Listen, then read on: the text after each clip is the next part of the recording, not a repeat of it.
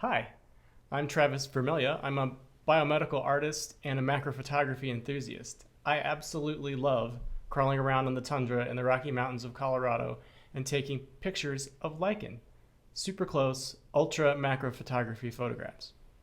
One of the problems I've run into though is that when you are so close to an object, just inches away, you tend to get a really shallow depth of field. And I always want to get more focus out of my images. And so this class today is about a method of combining a series of images together so that you can get a sharper depth and more clarity in your images by stacking together a bunch of images of the same subject with various focal points. This process is called focus stacking.